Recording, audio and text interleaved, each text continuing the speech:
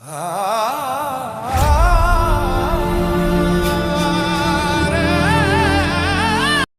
Sir வணக்கம். So welcome to my channel. நாம் எங்கே போகிறோம் அப்படின்னு கேட்டிங்க அப்படின்னா வந்துட்டு இன்றைக்கி சண்டே. ஸோ நாம் வந்துட்டு படத்துக்கு போகிறோம் வித் 2 மூவிஸ் அண்ட் ஒன்று வந்துட்டு டிசி, இன்னொன்று வந்துட்டு ஜிடிஎன்.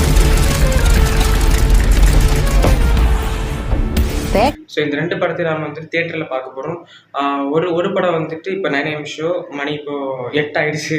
நெக்ஸ்ட் வந்துட்டு ஜிடிஎன் 12 o'clock ஷோ. ஸோ இல்லாமல் அப்படியே அந்த படத்தை பார்த்து வர போகிறோம். ஸோ நம்ம சேனல் சப்ஸ்கிரைப் பண்ணுங்கள், சப்போர்ட் பண்ணுங்கள். முடிஞ்சால் உங்கள் ஃப்ரெண்ட்ஸுக்கெல்லாம் ஷேர் பண்ணி சப்போர்ட் பண்ண சொல்லுங்கள். வாங்க வீடியோக்குள்ளே போகலாம்.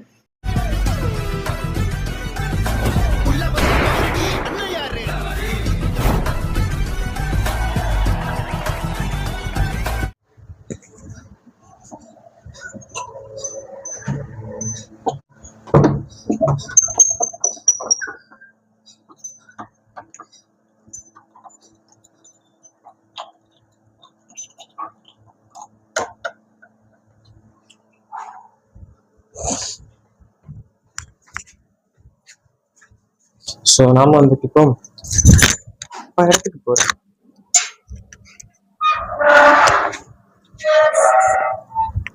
ஒரு பெஸ்ட் மேட்ரு கேட்டிங்க அப்படின்னா வந்துட்டு ரேப்பில் இருக்கா இல்லையான்னு தெரியாது. ஸோ நிறைய கொஸ்டின்ஸ்லாம் இருக்குது எனக்குள்ள. இந்த படம் எப்படி இருக்கும், அது வந்துட்டு ரேப்பில் இருக்கா இல்லைன்னு தெரியல, இப்போதான் போய் புக் பண்ணணும். இல்லைன்னா வந்துட்டு வெட்டியாக ஒரு 250 ரூபா நம்ம வந்துட்டு ஆட்டோ கொடுக்க வேண்டியதும். ஸோ பார்ப்போம் என்ன நடக்குது அப்படின்ட்டு. வாங்க போகலாம்.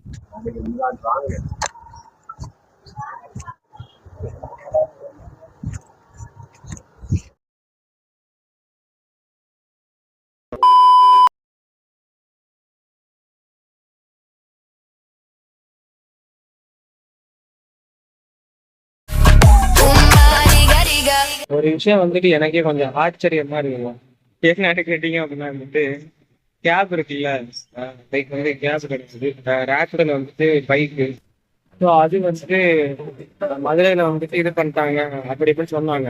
பட் அதுக்கப்புறம் என்ன கேட்டீங்க அப்படின்னா வந்துட்டு அதுல நோட்டிஃபிகேஷன் கூட ஏதோ வந்துச்சான், அது கிளியரா தெரியல. ஆனா இங்க வந்துட்டு அது ஓடுச்சு. ஸோ இப்போ நான் வந்துட்டு பைக்கு புக் பண்ணேன், புக்கிங் வந்துட்டு ஓகே ஆயிடுச்சு.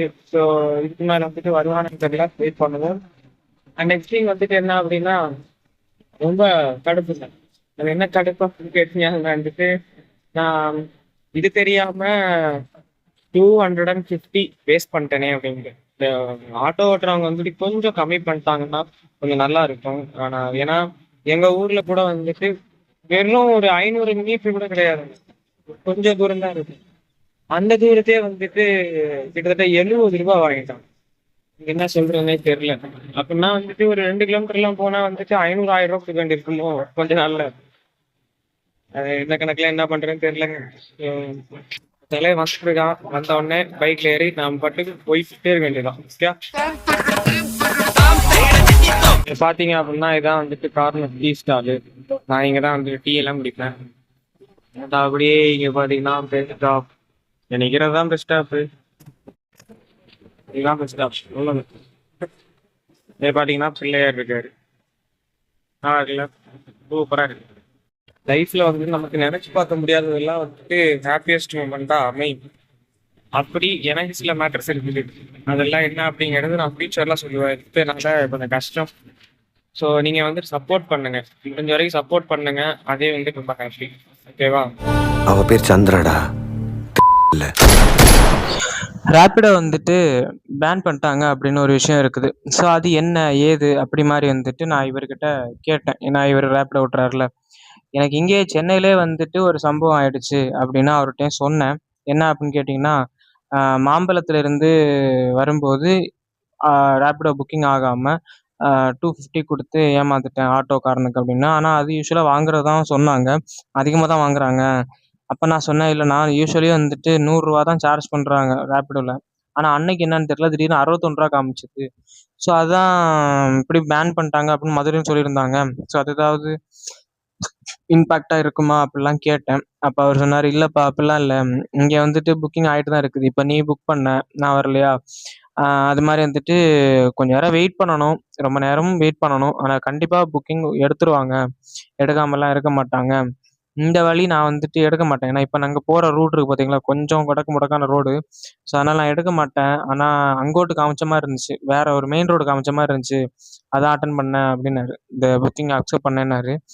இல்ல அதெல்லாம் ஒண்ணும் பிரச்சனை இல்லண்ணா அப்டின்னா. அதுக்கப்புறம் ஒரு மிஸ்கம்யூனிகேஷன் ஆயிடுச்சு. ஏன்னா, மதுரையில வந்துட்டு இந்த மாரி பேன் பண்ணிட்டாங்கன்னு சொன்னது, அவர் நெனச்சுட்டு நான் மதுரை அப்டின்ட்டு.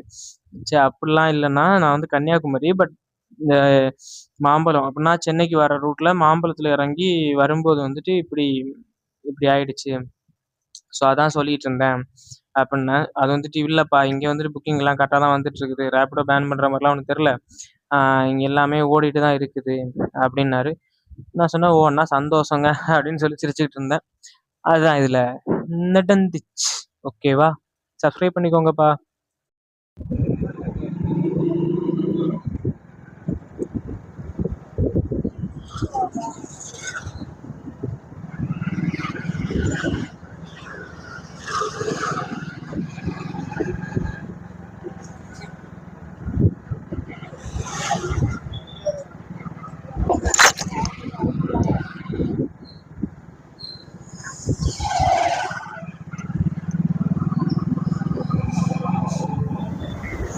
அவ்வளோதான்ப்பா. காசி தியேட்டர் வந்தாச்சு. இப்போ பார்த்தீங்கன்னா, படத்தோட இது வந்து நெறைய போட்டிருக்காங்க. ஜனநாயகன்னு, ஜிடிஎம்ன்னு. நான் இந்த படம் தான் பார்க்க வந்திருக்கிறேன். This movie GDM. ஜனநாயகம் பார்த்தாச்சு. அவ்வளோதான் சுற்று வட்டாரத்துல டிக்கெட்லாம் எடுத்துட்டு இருக்கானுங்க. பட் நாம டிக்கெட் எடுத்தாச்சு. நேரா போய் வெயிட் பண்ண வேண்டியதுதான். அங்க போய் உட்காந்து நீ கதை பேசிட்டு இருந்துட்டு டைம் ஆயிடும். படத்தை பார்க்க போக வேண்டியதுதான். 9 o'clock show and 12 o'clock show. மொத்தம் 2 படம். 2 படத்தை பார்த்து என்ஜாய் பண்ண போறோம். ஸோ நீங்களும் வாங்க, என்ஜாய் பண்ணலாம். ஓகே, ரொம்ப கடுப்பாக தான் இருக்குது. இந்த வியூ நல்லா இருக்குல்ல, சூப்பராக இருக்குல்ல, பட் சைடு செம்மையா இருக்கு. இந்த கடையிலலாம் நிறைய வந்துட்டு கிளாஸஸ் எல்லாம் வாங்கியிருக்கேன். நிறைய இருக்கு. அப்புறம் எங்கே பார்த்தீங்களா, அதான் காசி டாக்கீஸ். சூப்பராக இருக்கு, செம்மையா இருக்கு, நல்லா இருக்கு. காய்ஸ் எல்லாருக்கும் ஒரு விஷயம் என்ன அப்படின்னு கேட்டீங்கன்னா வந்துட்டு, நம்ம படம் பார்க்க வந்தாச்சு. ரொம்ப ஜாலியாக இருக்குது. ரொம்ப நர்வஸாகவும் இருக்குது. காரணம் என்ன அப்படின்னு கேட்டீங்க அப்படின்னா வந்துட்டு, இந்த படம் இருக்குல்ல, லைக் விக்ரம். ஸோ நம்முடைய கமல் சாருடைய படம். அந்த படம் வந்துட்டு உண்மையை சொல்லணும் அப்படின்னா, நான் கமல் சாருக்காக பார்க்க போகவே இல்லை. உண்மையை சொல்றேன், கமல் சாருக்காக பார்க்க போகல. அந்த படம் வந்து லோகேஷ் கனகராஜ் அப்படிங்கிற ஒருத்தர் எடுத்திருக்கிறாரு அப்படிங்கிறதுக்காக தான் போனேன். ஏன்னா அவருடைய ப்ரீவியஸ் படங்கள் கைதி,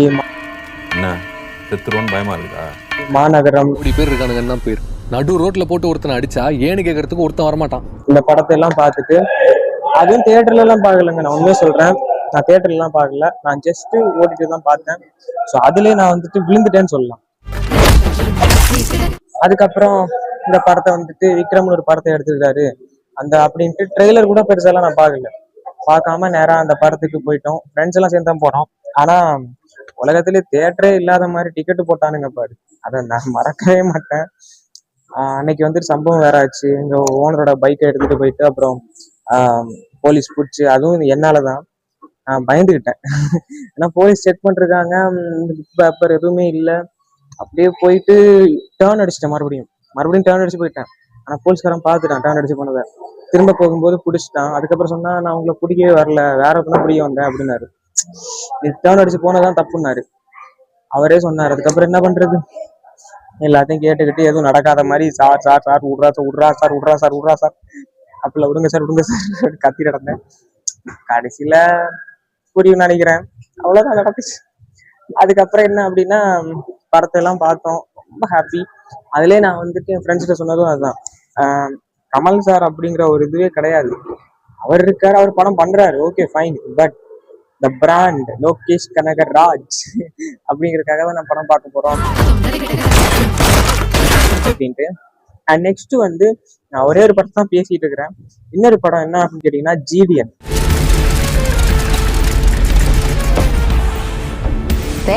ஸோ ஜிடிஎன் வந்துட்டு ஒரு கோயம்புத்தூர்ல இருக்கிற ஒருத்தருடைய ஒரு பெரிய வாழ்க்கையோட வரலாறு அண்ட் அப்படி இப்படின்னு சொல்றாங்க.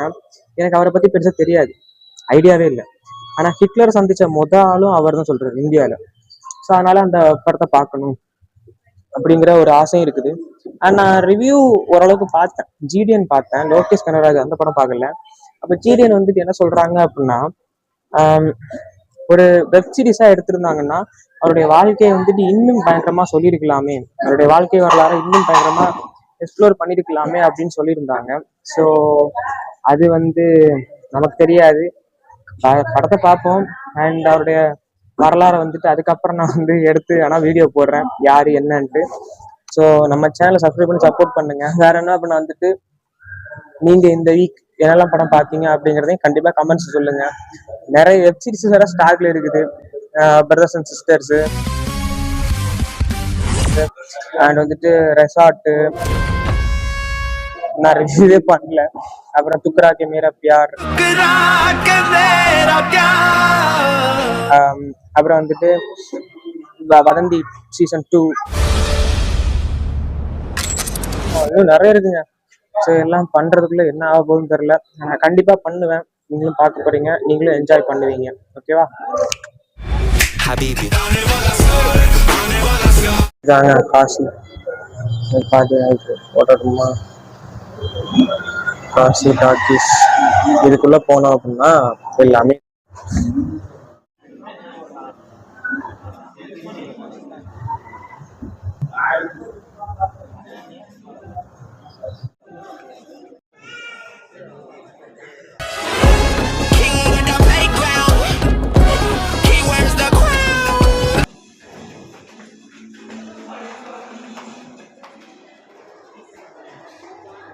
பார்த்தீங்களா, தெரியுதா உங்களுக்கு?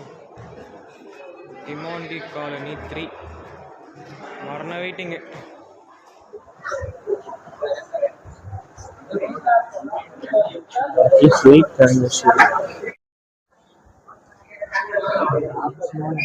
நல்லா ஜிடி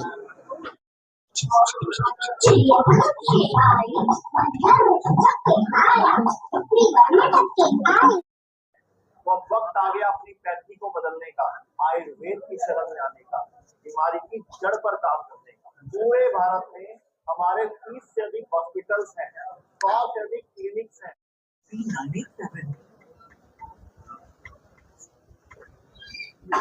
இன்னைக்கு அப்பாவோட பர்த்டே.